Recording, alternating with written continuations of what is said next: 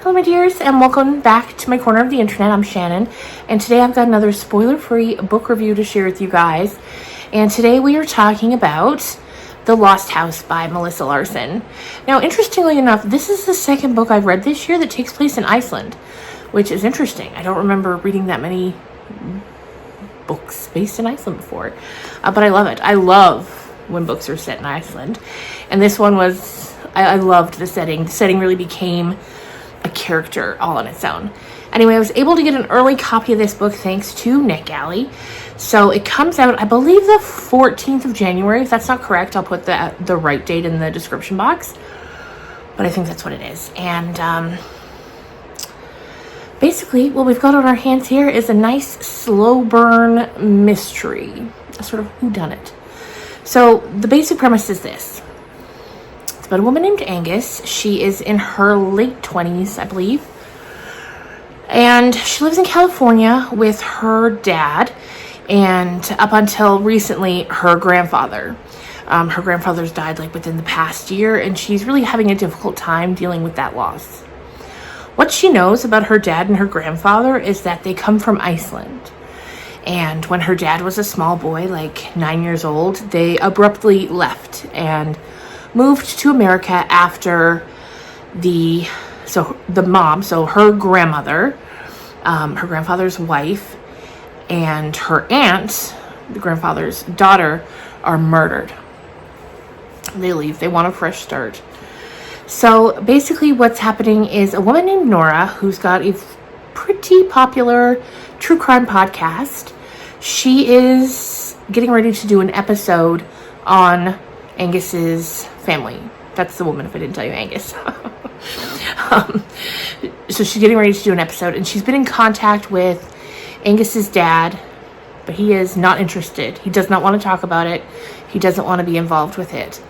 However, when the woman reaches out to Angus, something is just telling her to say yes, and so she does. And so when the book starts off, she is traveling to Iceland to meet up with this woman to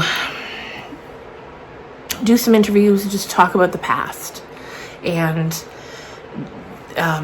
Nora, the woman that runs the podcast, she's got a bit of a reputation because she actually led to the solving of a cold case on this podcast earlier. So she's like, I can do this. I can figure out who murdered your grandmother and your aunt. And the interesting thing is that the general theory of the townspeople is that her grandfather did it. And to her, that's insane. She's like, no way. He's incredibly kind and loving. He was like a second father to me, if not more of a father than my actual father was. There's no way he's a murderer. But everyone who knew him and knew the family truly believes that he is. So when she gets to Iceland, as soon as she gets there, she sees a missing poster for this woman, Ása, who's gone missing in the same town where her grandmother and aunt were killed. So from there, like I said, it's like a slow burn of getting to know all the people in this town and trying to find out what really happened that night, because Angus knows that her father thinks his father did it. Like, everyone thinks her grandfather did it, including his own son. But it just doesn't sit right with her. It doesn't sit right with her. She can't, like, make those two people, like the grandfather she knew and a cold-blooded murderer, she can't make them the same person. It doesn't make sense to her. And so they go on a journey. And it is cold. It's Iceland in the winter.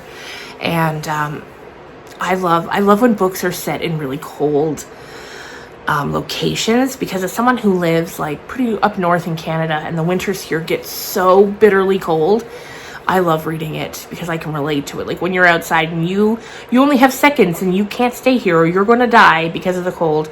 That's here. That can happen here.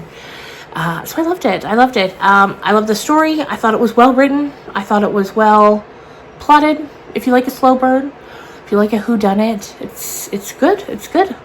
I think it's gonna be 4 stars for me. maybe 5. I don't know. I'm going to sit with that for a little while longer and see what I come up with. But I really enjoyed it and would definitely recommend.